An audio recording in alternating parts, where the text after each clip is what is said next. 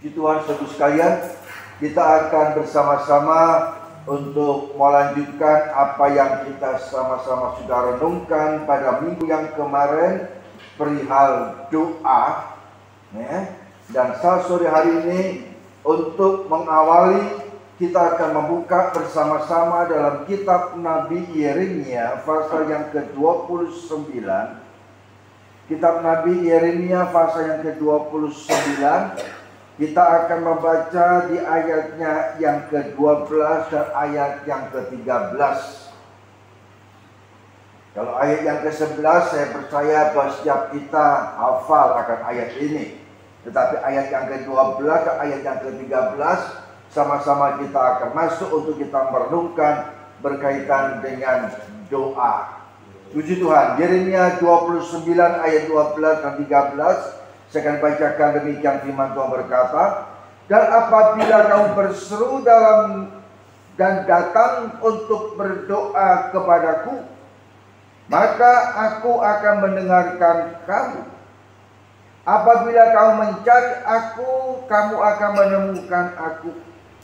Apabila kamu menanyakan aku dengan segenap hati. Puji Tuhan. Ayat yang kita baca dikatakan dengan jelas, apabila kamu berseru dan datang untuk berdoa kepadaku, maka aku akan mendengarkan kamu. Datang untuk berdoa kepada Allah. Dan ayat yang ke-13, apabila kamu mencari aku, kamu akan menemukan aku. Apabila kamu menanyakan aku dengan segenap hati. Kita menemukan satu kata segenap hati. Dari berseru datang kepada Tuhan, berseru, berdoa, memohon kepada Allah dengan segenap hati, tidak dengan separuh hati. Kalau pada minggu yang kemarin kita lihat firman Tuhan, kita belajar bersama-sama bagaimana Tuhan Yesus mengajarkan kepada murid-muridnya sesuai dengan apa yang menjadi permohonan daripada murid-muridnya untuk diajari doa. Maka Tuhan Yesus mengajari murid-muridnya untuk berdoa. Dan kita kembali melihat dalam kitab Injil Matius pasal yang ke-6. Matius pasal yang ke-6, kita akan kembali perhatikan pada ayat yang ke-9 sampai dengan ayat yang ke-13. Bisa dibacakan ayat itu. Matius 6 ayat 9 sampai 13. Karena itu berdoalah demikian, Bapa kami yang di surga, dikuduskanlah namamu, datanglah kerajaanmu, jadilah kehendakmu di bumi seperti di surga. Berikanlah kami pada hari ini makanan kami yang secukupnya, dan ampunilah kami akan kesalahan kami, seperti kami juga mengampuni orang yang bersalah kepada kami, dan janganlah membawa kami ke dalam percobaan, tetapi lepaskanlah kami daripada yang jahat, karena Engkaulah yang punya kerajaan dan kuasa dan kemuliaan sampai selama-lamanya. Haleluya. Ya. Di sini Tuhan Yesus mengajarkan kepada murid-muridnya, kalau engkau datang, engkau berdoa kepada Allah, yang pertama-tama ditekankan pada ayat yang ke-9, Bapa kami yang di surga, dikuduskanlah namamu. Datang dengan segenap hati untuk menghormati Allah dengan sungguh, tidak dengan setengah-setengah, tidak dengan motivasi-motivasi yang lain sebagaimana yang ada dalam kehidupan manusia. Tetapi saat kita datang berdoa kepada Tuhan, kita menghadap kepada Allah yang kudus. Kalau kita menghadap kepada Allah yang kudus, maka kita pun juga harus benar-benar mempersiapkan diri kita. Jadi tidak asal, ya yang penting aku datang, yang penting aku sudah berdoa, ya sudah. Enggak. Tetapi di sini diperlukan satu persiapan hati kita. Karena datang kepada Tuhan, mencari kepada Tuhan dengan segenap hati. Dikatakan dalam kitab Nabi Yeremia pasal ke-29 ayatnya yang ke-13. Ya.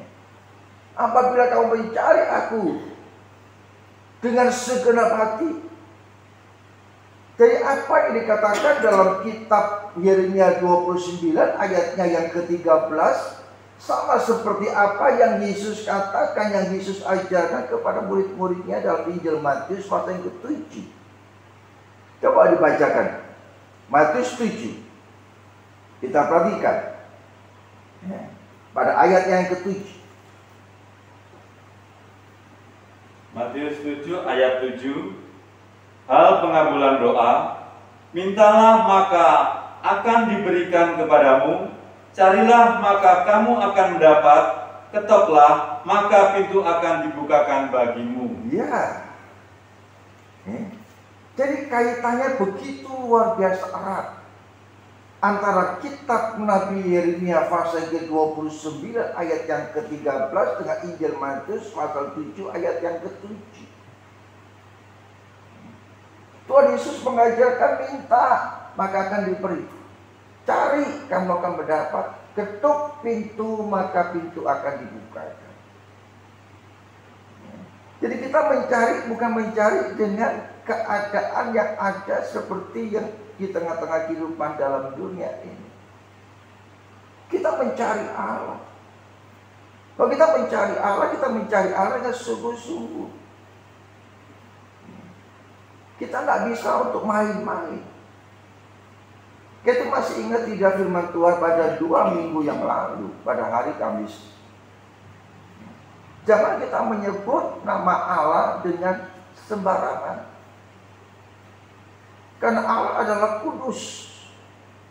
Dan firman Tuhan berkata dengan jelas, tanpa kekudusan seseorang tidak akan dapat berkenan kepada Tuhan.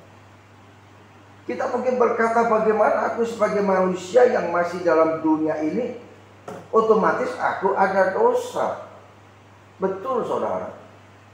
Kita hidup di dalam dunia yang dikuasai oleh dosa.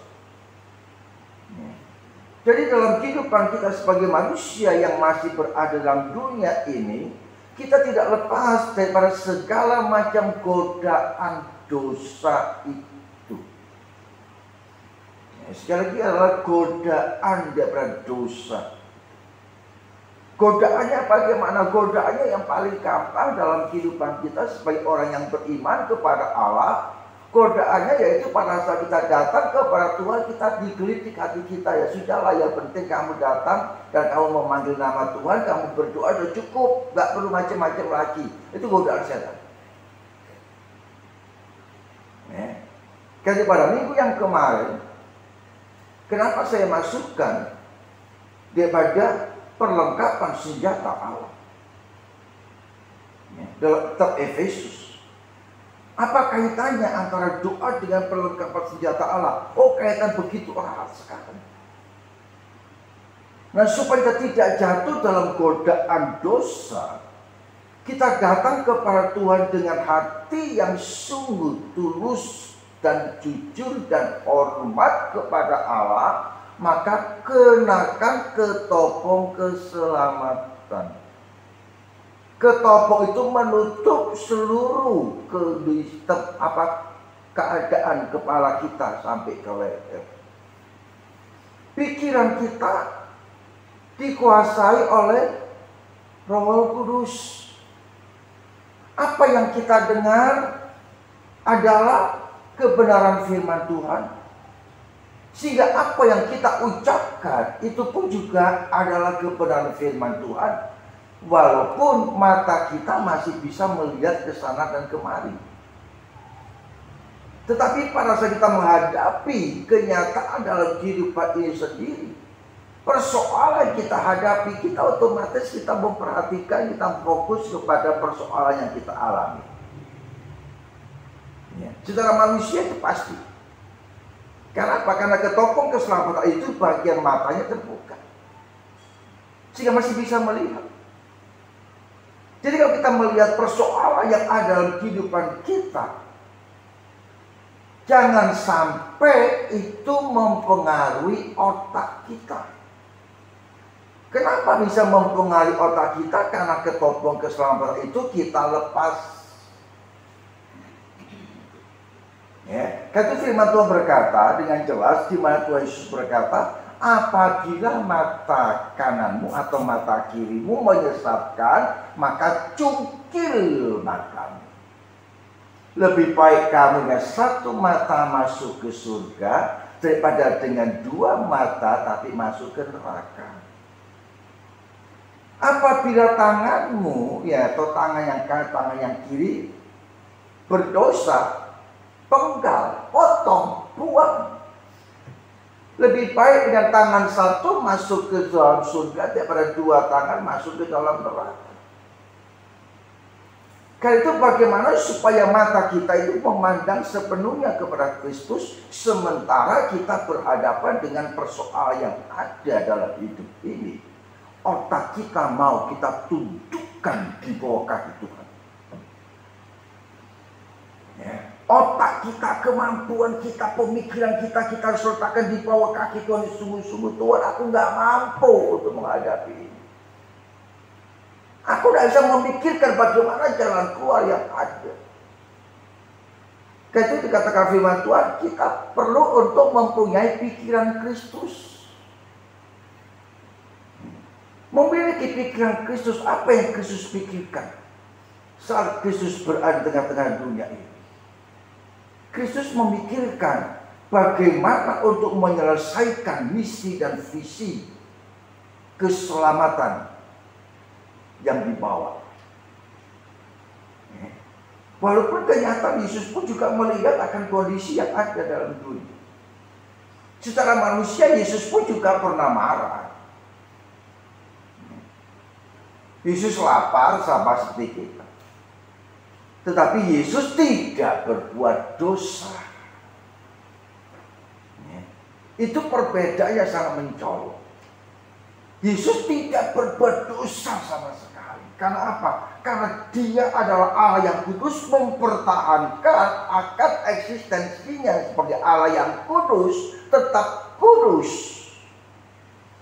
Sekalipun secara lahiriah dia lahir di dalam dunia dengan seperti kita manusia punya daging. Tetapi daging yang Yesus miliki saat berada di tengah-tengah dunia ini, daging itu ditinggalkan pada saat Yesus mati di atas kayu salib.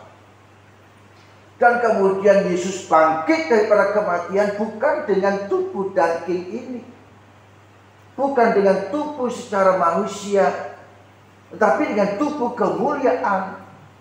Karena itu pada saat Yesus bangkit, kemudian salah seorang muridnya yang datang kepada kubur Yesus untuk merempah-rempai mayat Yesus, ternyata kubur itu sudah terbuka. Dan perempuan ini menangis terseduh-seduh. Kemudian Yesus menampakkan diri dan berkata, damai sejahtera bagimu. Kenapa engkau menangis? Maka perempuan ini mengenal ini adalah Yesus. Maka dia akan menyentuh tubuh Yesus. Yesus berkata, jangan sentuh aku. Jangan sentuh aku. Karena aku harus kembali kepada Bapa.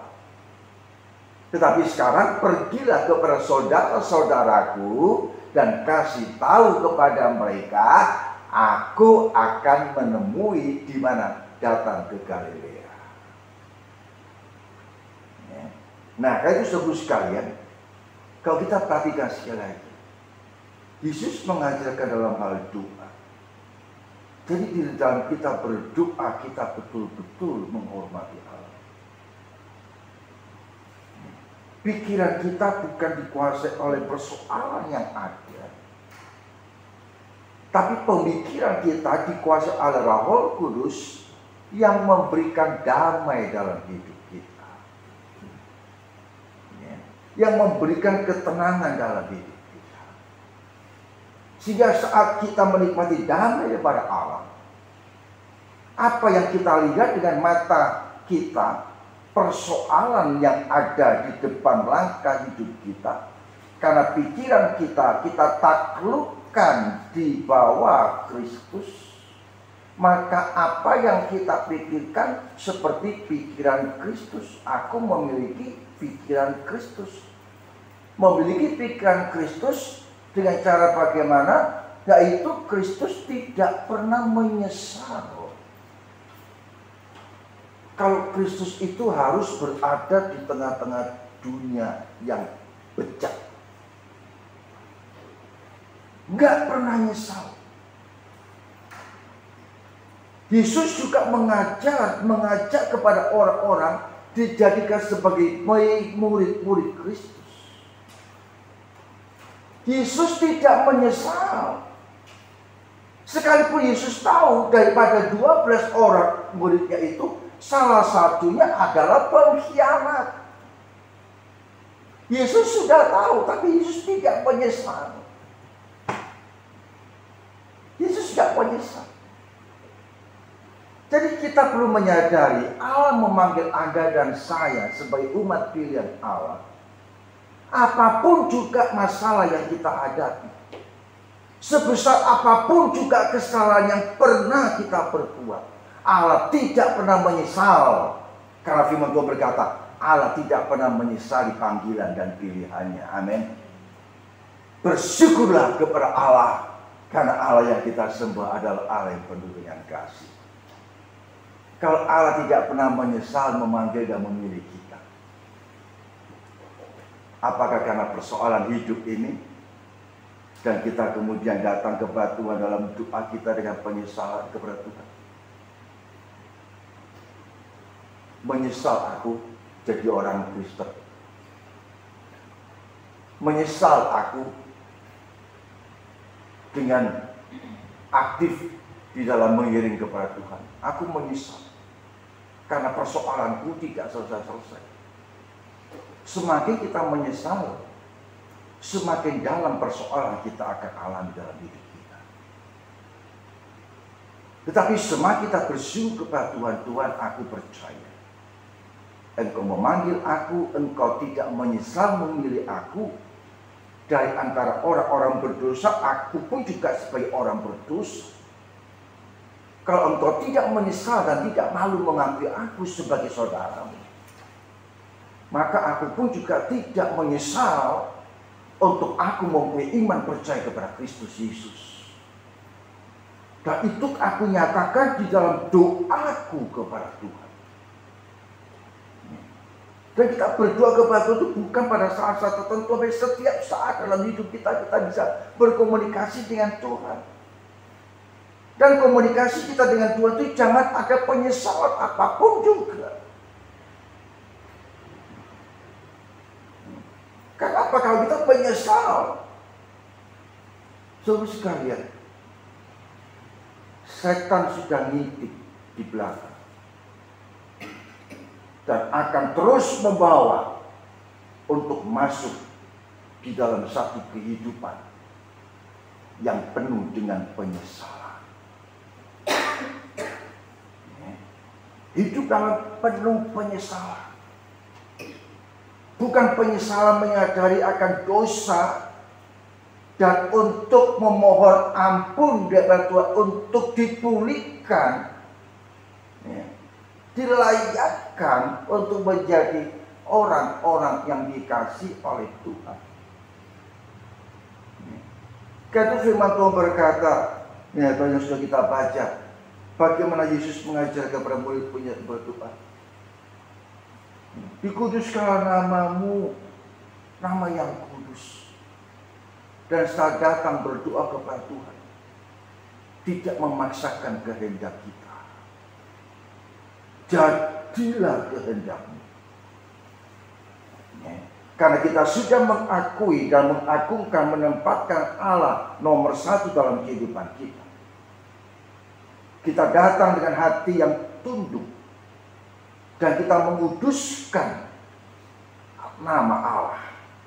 Dan kita pun juga melangkah di dalam rencana Allah untuk dapat dikenal. Maka kita tidak bisa ngatur Tuhan. tapi kehendak Allah yang akan terjadi. Dan apa kehendak Allah? Kehendak Allah adalah damai sejahtera. Kalau kita kembali melihat dalam kitab Nabi Yeremia pasal ke-29 ayat yang ke-11, yang tadi saya sudah katakan bahwa kita pasti hafal akan ayat ini. Ya. Aku tahu rancangan-rancangan yang ada padaku mengenai kamu, antara rancangan damai sejahtera dan bukan kecelakaan, masa depan yang penuh dengan pengharapan. Gitu. Jadi kita datang kepada Tuhan, apa rencana Tuhan? Apa kehendak Tuhan? Kehendak Tuhan adalah kita menikmati damai sejahtera. Mau enggak? Itu pertanyaannya. Kalau kita mau untuk menikmati kehendak Allah adalah damai sejahtera dalam kehidupan kita, maka kita akan menjadi orang-orang yang tahu mengucap syukur kepada Tuhan. Tidak terus mengeluh, nggak ngomel. Ya. Sehingga kita bisa melanjutkan doa kita. Berikan pada hari ini kami makanan yang secukupnya. Apapun yang kita terima, puji Tuhan. Amin.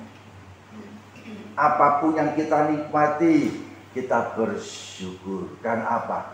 Semuanya itu indah pada waktunya. Ya, sesuatu yang cukup untuk kita nikmati.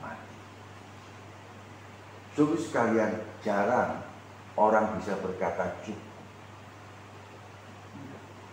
Seringkali dikuasai karena yang dilihat adalah kehidupan dalam dunia ini, sehingga mempengaruhi otak pemikiran kita, di mana kita tidak mempergunakan ketopong keselamatan itu, sehingga apa yang kita pikirkan, yang kita cari, yang membuat menjadi pusing. Karena apa? Karena kita dihimpit dengan tuntutan-tuntutan keindahan dalam dunia ini.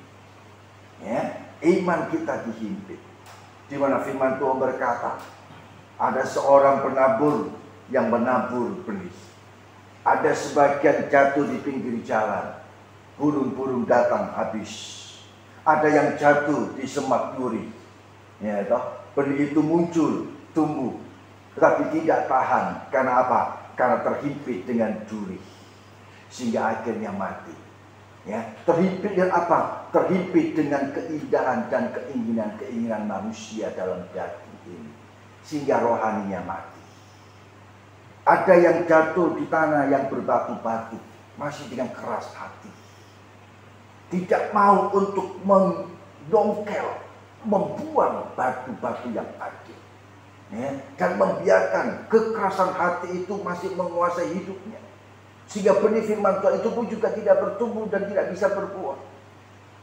Tetapi ada benih yang jatuh di tanah yang baik, dan di tanah yang baik itu menghasilkan buah yang sangat luar biasa.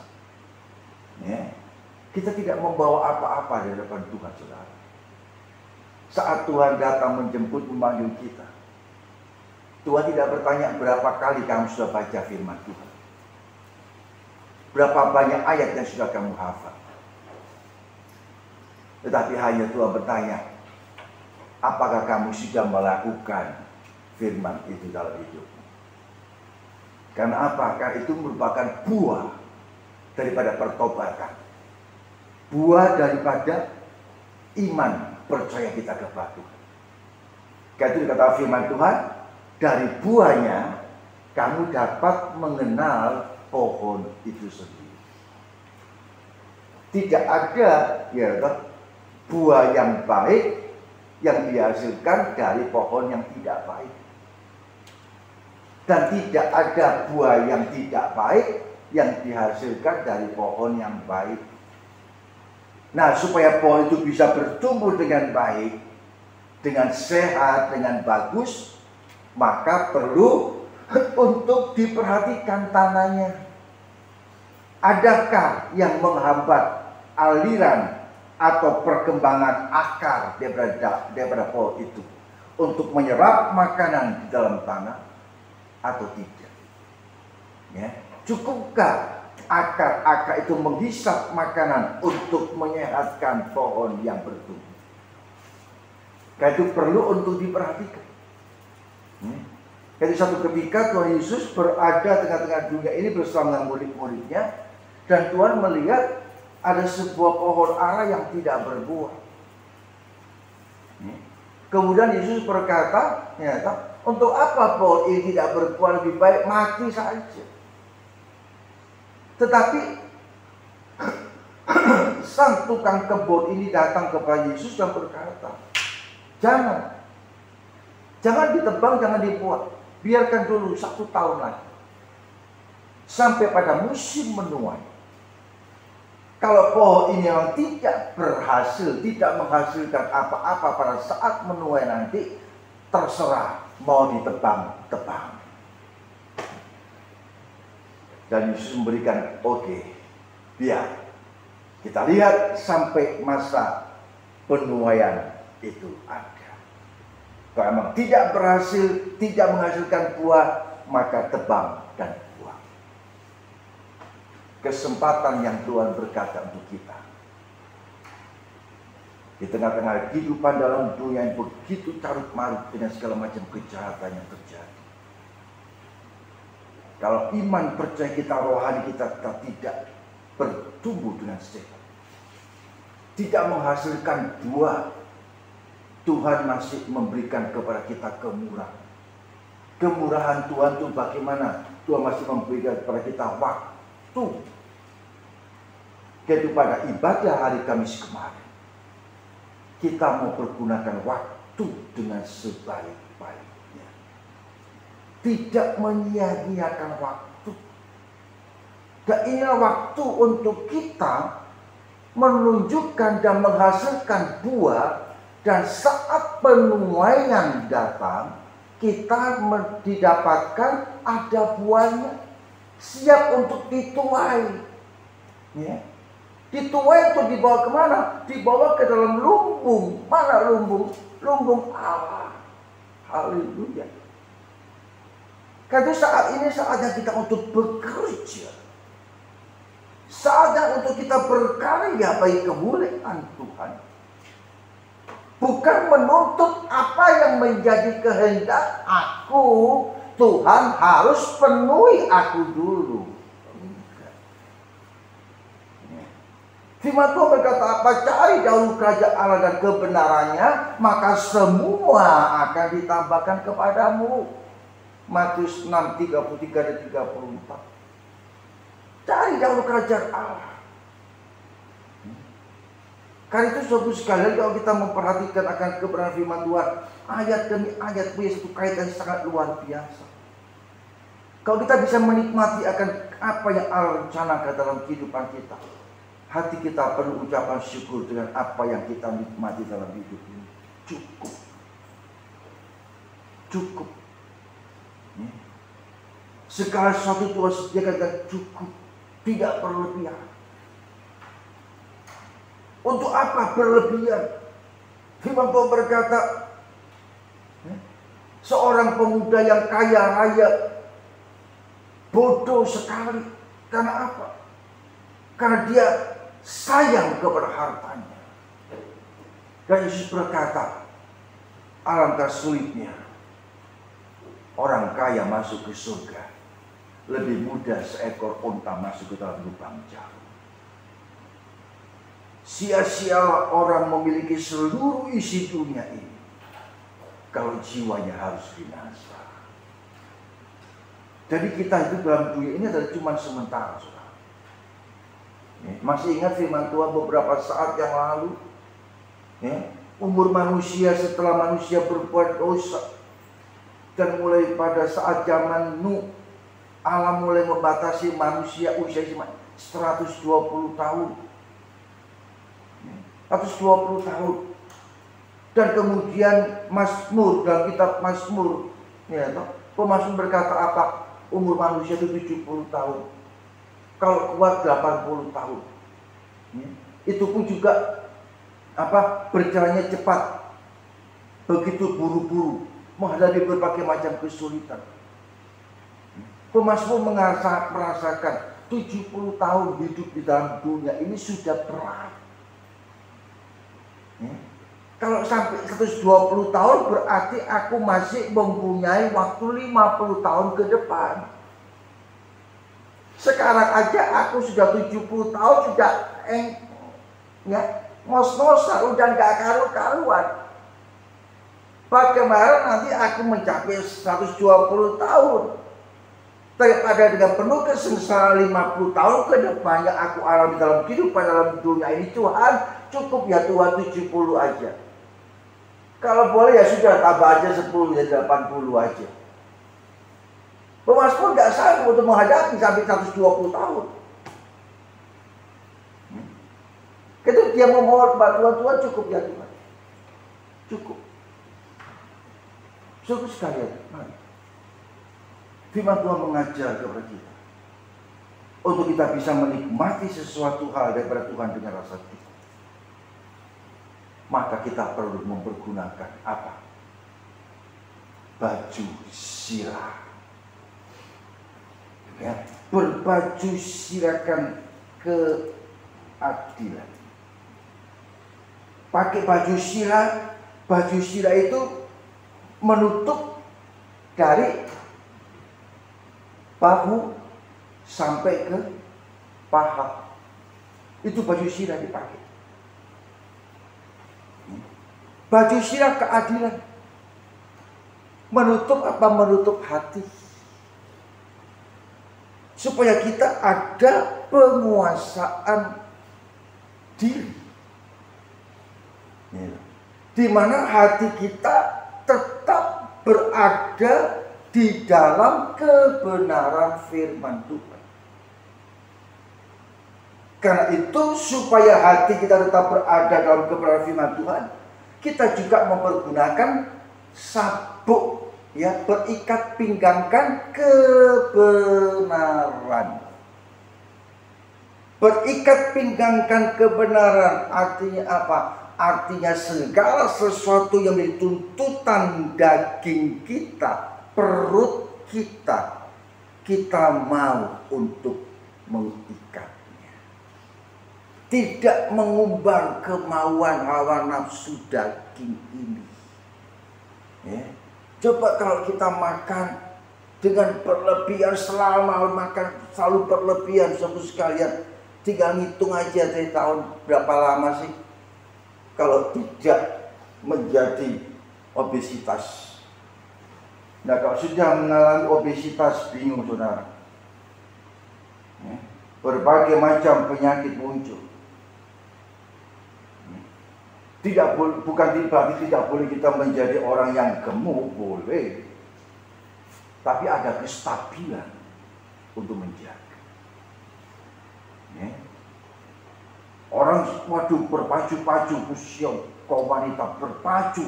Bagaimana untuk menjaga penampilanku supaya tetap bisa, ya, seperti, ya, dengan penampilan tubuh yang ramping. Waduh.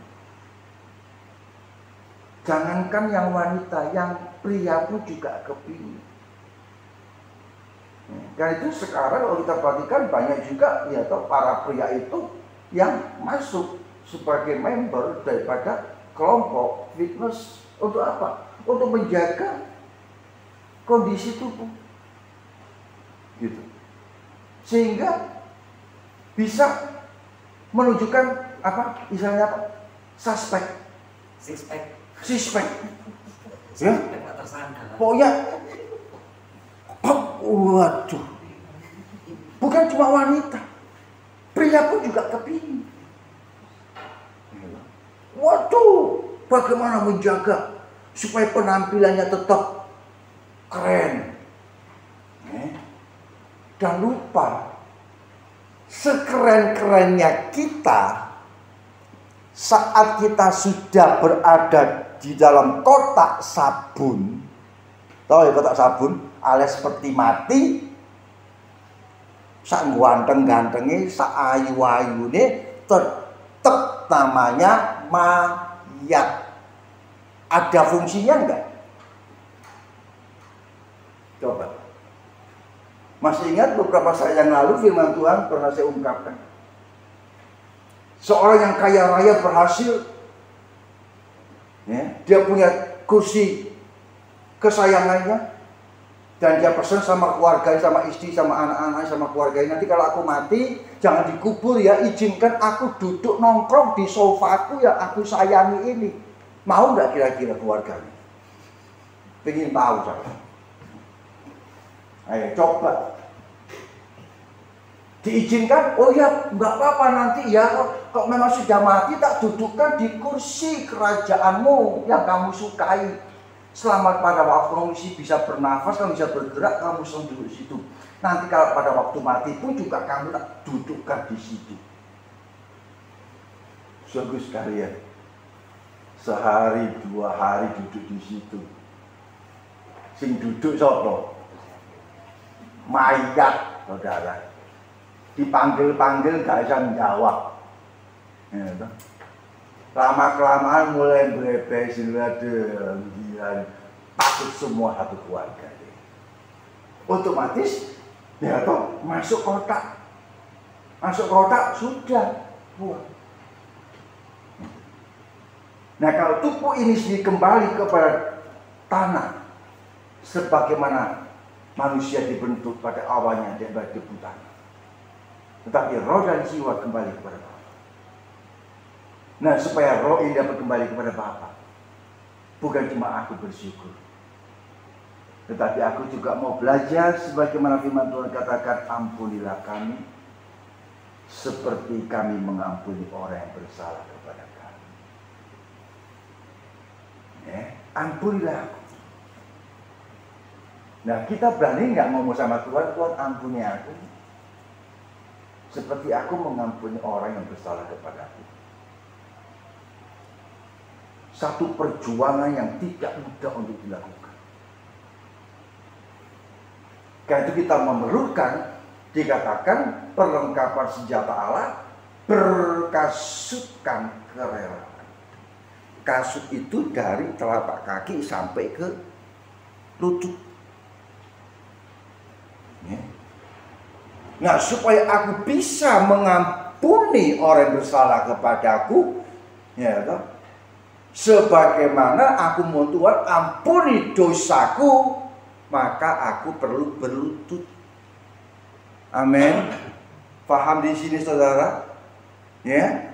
Jadi senjata Allah dengan kasut kerelaan yang kita pergunakan dari telapak kaki sampai ke lutut, mengajar kepada kita untuk kita berjalan di dalam terang firman Tuhan, dan kita pun juga tidak sayang untuk kita menekuk lutut kita, bertekuk lutut di bawah kaki Tuhan, merendahkan hati kita, ya, merendahkan hati kepada Tuhan dengan sungguh-sungguh. Tuhan, ya, saat kita berdoa, Tuhan ampuni dosaku seperti aku mengampuni orang yang bersalah kepadaku.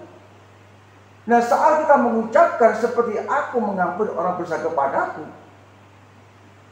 karena kita menghadap kepada Allah yang kudus, Allah yang mengetahui segala sesuatu yang ada di kehidupan manusia, dasar hati manusia pun Allah tahu. Kalau kita ini jujur apa tidak, itu Allah tahu nggak kira-kira dalam doa kita. Amin. Amin. Ya. Wah, enggak kok, memang aku sudah ngampuni dia kok. Udah ngampuni, udah ngampuni. Ya toh. Lagi mencap. Tapi hati sih greget terus sekalian. Bocah. Nah, ini sesuatu hal yang perlu untuk kita lakukan dalam kehidupan kita saat kita datang kepada Allah. Ya. Saat kita berdoa kepada Allah, sebagaimana contoh kalau kita melihat perjalanan daripada Musa maupun Ayub. Kalau kita perhatikan dalam kitab Keluaran 32 ayat yang ke-32, bagaimana sikap daripada Musa menghadap kepada Allah. Setelah Musa mendapatkan 10 hukum Allah di atas gunung Sinai, kemudian Musa turun untuk menjumpai orang-orang Israel, menjumpai Harun. Dan apa yang diperbuat oleh orang Israel Sementara mereka menantikan Musa turun dari gunung itu, mereka membuat lembu emas. Mereka menyembah kepada lembu emas itu. Ya. Kemudian Yosua berkata kepada Musa, seperti puji-pujian, seperti bunyi-bunyi orang memuji-muji Tuhan. Musa berkata, bukan. Begitu Musa sampai lihat, waduh, ya. Musa marah, langsung dibanting. Roh batu itu pecah. Begitu Musa marah, Musa tanya kepada Harun, kenapa kau biarkan bangsa ini berbuat dosa begitu besar? Harun cuci tangan. Harun ngomong, aku nggak tahu. Karena mereka menuntut supaya ada Allah yang dapat disembah. Aku cuma memberikan perintah, menghimbau kepada orang Israel yang punya emas, yang punya anting-anting, yuk kumpulkan. Begitu semua dikumpulkan, perhiasan mereka, kemudian saya masukkan ke dalam dapur Akita. Dapur Akita atau muncul lembu sulapan. Padahal bukan sulap itu belum ada. Ya. Berarti dalam segala sesuatu yang luar biasa itu, maka Musa marah. Begitu Musa marah, saat Musa menghadap kepada Tuhan, satu pertanyaan. Coba dibaca itu, Keluaran 32 ayat yang ke-32. Ya, gampang ingatannya 32. Tolong dibaca. Apa yang Musa katakan? Keluaran 32 ayat 32. Tetapi sekarang kiranya engkau mengampuni dosa mereka itu, dan jika tidak, hapuskanlah kiranya namaku dari dalam kitab yang telah kau tulis. Musa mempertaruhkan sepenuhnya kepada Tuhan. Tuhan, kalau engkau yang Allah yang penuh dengan murah, engkau yang penuh dengan kasih sayang, engkau penuh dengan pengampunan, Tuhan ampuni dosa bangsa ini, Tuhan ampuni orang-orang ini, Tuhan ampuni Tuhan. Tetapi apabila Tuhan engkau tidak mau mengampuni dosa mereka, kesalahan mereka, maka lebih baik namaku Musa coret dari kitab kehidupan. Coret. Musa berusaha bagaimana untuk mengadakan satu rekonsiliasi yang begitu tulus terhadap Harun dan bangsa Israel. Ada satu hal yang sangat luar biasa. Dia mempertaruhkan hidup. Nah, saat kita berdoa kepada Tuhan, kita bisa berani tidak berdoa seperti Musa ini. Kita minta sama Tuhan, Tuhan, aku mengampuni orang yang bersalah kepadaku. Aku ampuni mereka dengan tulus. Aku sungguh-sungguh mengampuni Tuhan. Aku sungguh-sungguh mengampuni. Dan aku mohon kemurahan-Mu untuk mereka. Musa tidak memohon kutuk daripada Allah kepada bangsa Israel. Sekalipun bangsa Israel dan Harun sudah menyakitkan hati Musa, betul tidak? Kan Musa disakiti hati oleh Harun bersama bangsa Israel karena mereka tidak sabar, mereka membangun lembu emas yang mereka menyembahnya. Tapi Musa dilecehkan. Tapi Musa tidak berdoa, Tuhan kutuki mereka, Tuhan binasakan mereka, Tuhan hukum mereka. Tidak. Musa berdoa, Tuhan ampuni mereka. Tetapi jika engkau tidak mau mengampuni mereka, lebih baik namaku coret aja dari kitab kehidupan. Buang aku dari hadirat engkau. Saat ini doa yang seperti Musa ini udah langkah untuk kita dengar. Doa yang ada apa? Yang penuh dengan hati yang panas, hati marah, hati gak senang, hati dendam, hati benci, hati cemburu. Ya, kenapa? Karena kita membiarkan Membiarkan dosa itu terus menguasai hati dan pemikiran kita. Sehingga yang ada dalam benak kita, pikiran kita, kita ucapkan hanya wis mati loh. Lebih baik kamu mati aja daripada kamu sakiti hati. Saudara sekalian, seringkali tanpa kita sadari terlontar kata-kata ini kan.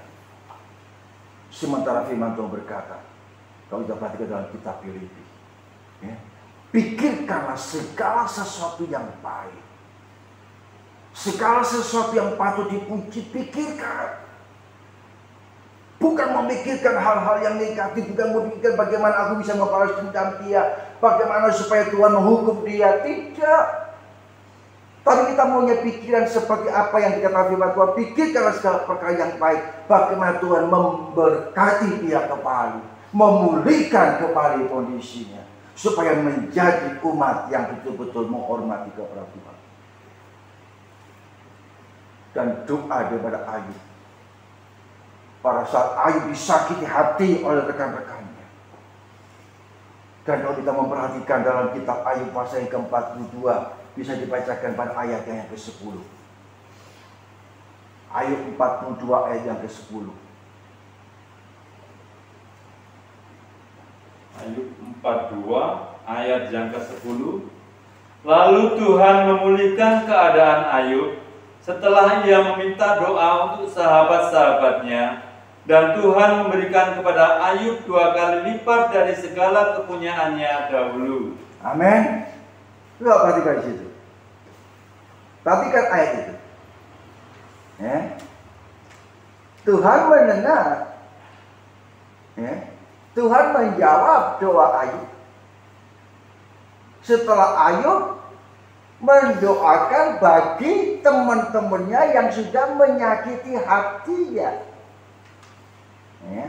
Yang terus giring pada saat Ayub menghadapi satu masalah. Waduh, kamu pasti berdosa, kamu pasti salah.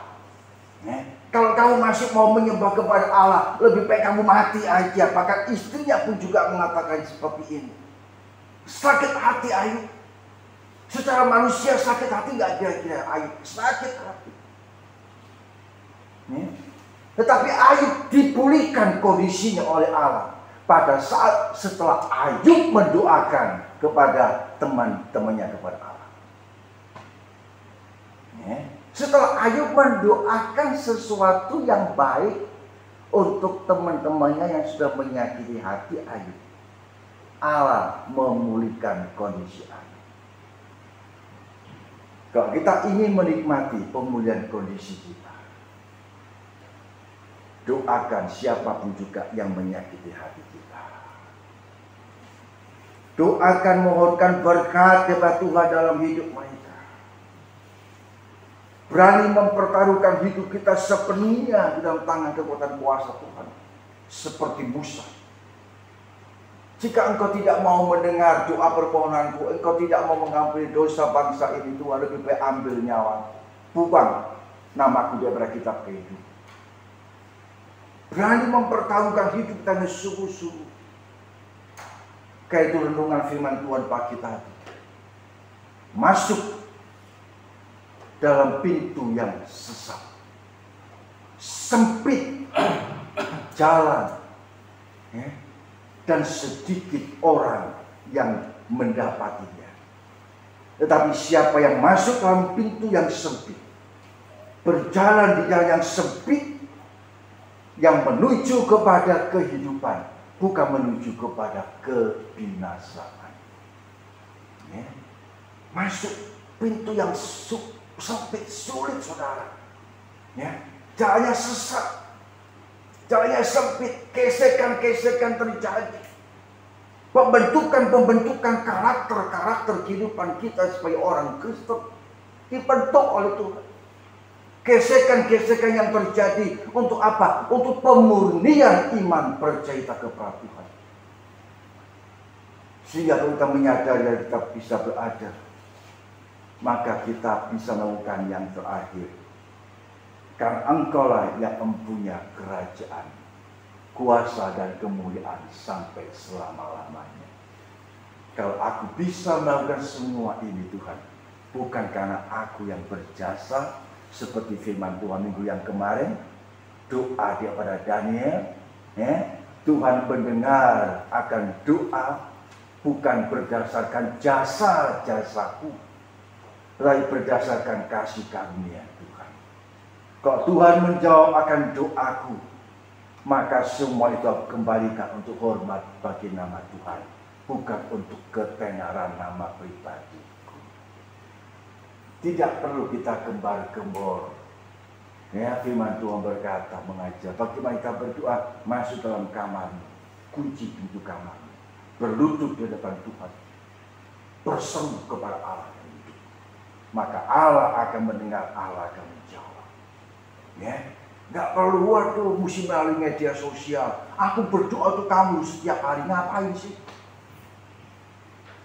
Sekalipun tidak diomongkan di media sosial, aku mendoakan kamu setiap hari, udah pasti tahu kok.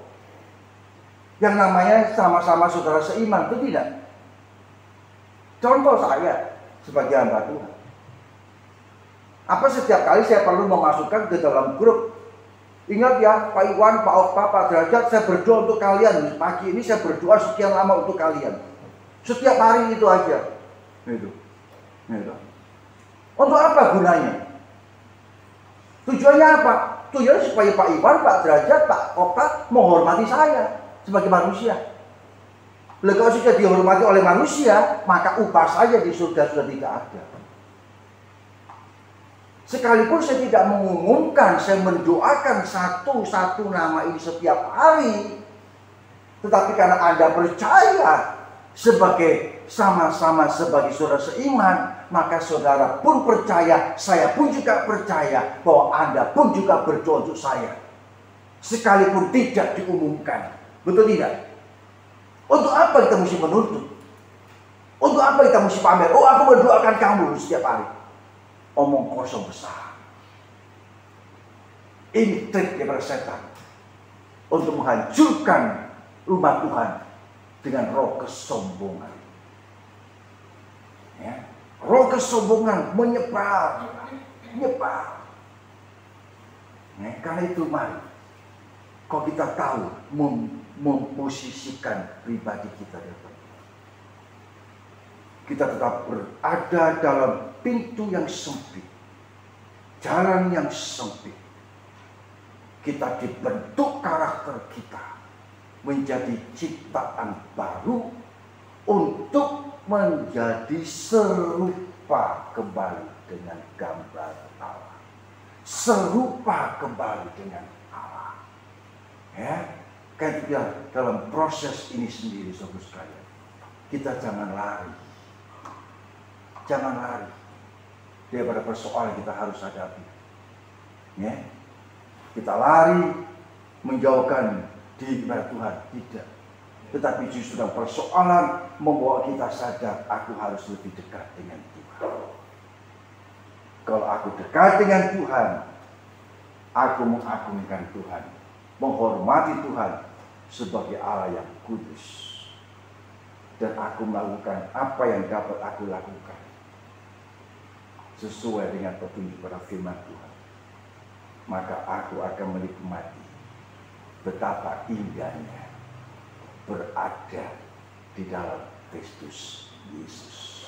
Puji bagi nama Tuhan, biar apa yang kita renungkan boleh memberkati kita dan membawa kita untuk semakin dewasa dalam hidup rohani kita masing-masing. Amin.